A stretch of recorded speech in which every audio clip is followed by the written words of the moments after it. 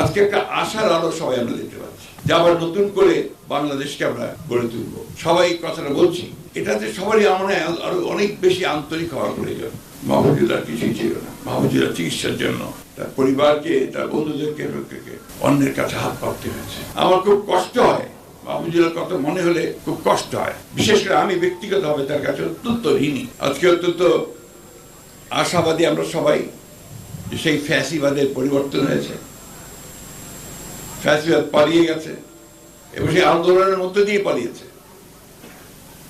আমির খসরু বলেছেন যে দীর্ঘদিন ধরে এই দেশের রাজনৈতিক দলগুলো তারা যে চেষ্টা করেছে, তারা যে ফ্যাসিবাদের বিরুদ্ধে লড়াই করেছে, সংগ্রাম করেছে, সব শেষে ছাত্র এবং জনতার সমবেত প্রচেষ্টায় সেই সম্ভব হয়েছে। আজকে একটা আশার আলো সবাই আমরা দেখতে পাচ্ছি যে আবার নতুন করে বাংলাদেশকে আমরা গড়ে তুলব। সবাই কথাটা বলছি, এটাতে সবারই আমার আরো অনেক বেশি আন্তরিক হওয়ার প্রয়োজন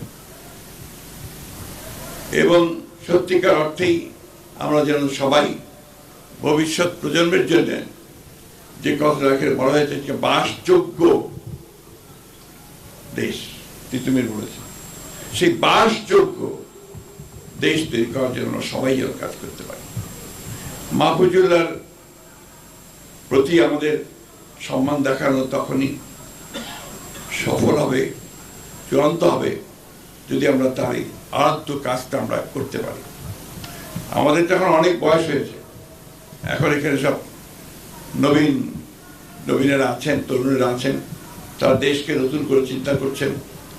কিন্তু সেই চিন্তার মধ্যে কিন্তু সবসময় একটা জিনিস আমার কাছে মনে হয়, যে কথাটা মনে রাখা সকলের দরকার, যে মাহবুবুল্লাহর যে কন্ট্রিবিউশন অথবা তারও আগে এই দেশকে সুন্দর করার জন্য যাদের অবদান, সেই অবদানগুলোকে যেন আমরা কখনোই ভুলে না যাই।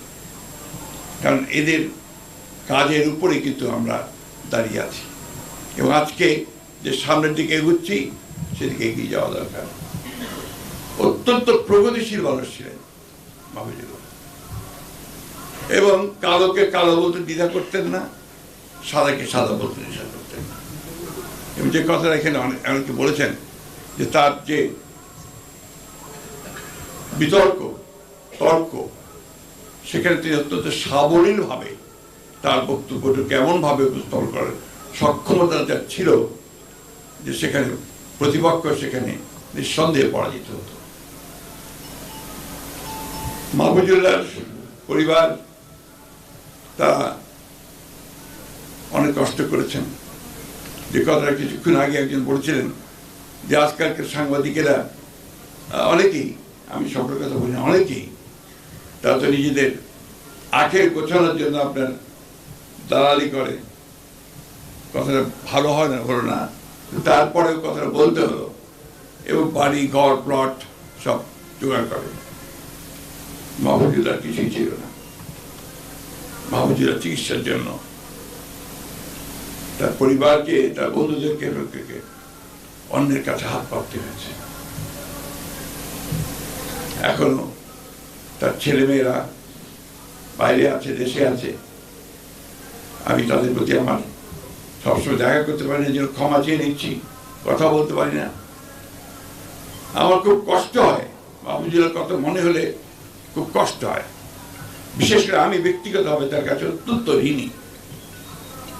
সবসময় সে আমার সঙ্গে যোগাযোগ রাখতো, আমার ভুলটা দেখিয়ে দিত, আমাকে সামনে পথ দেখাতো যে এই কাভাবে বলেন, এইভাবে কাজ করেন, এটা করেন।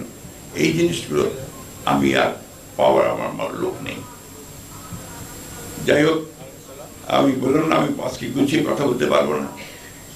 মাহফুজুল্লাহকে আমরা মিস করি, আমি ব্যক্তিগতভাবে ভীষণ মিস করি।